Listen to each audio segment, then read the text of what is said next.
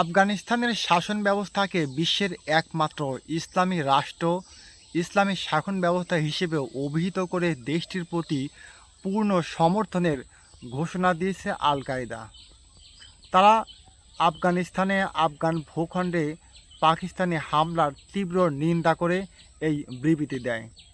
আল কায়দা দাবি করে যে পাকিস্তান মূলত আমেরিকার ইন্ধনে বা আমেরিকার আদেশে আমেরিকাকে সন্তুষ্ট করতেই মূলত আফগান ভূখণ্ডে এই নির্মম হামলা চালায়।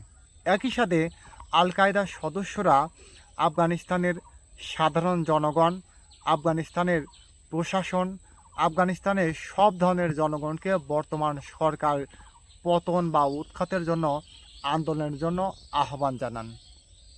সুতরাং পরিস্থিতি যা হচ্ছে তাতে মোটামুটি বোঝা যায় যে দক্ষিণ এশিয়ায় আবারও অস্থিতিশীল পরিবেশ সৃষ্টি হবে, অস্থিতিশীল পরিবেশের জন্ম নেবে এবং দক্ষিণ এশিয়া আবার উত্তপ্ত হয়ে উঠবে। আফগানিস্তানের আল কায়দার সদস্য তারা কিন্তু আবারও নতুন ধরনের বিশৃঙ্খলা সৃষ্টি করবে।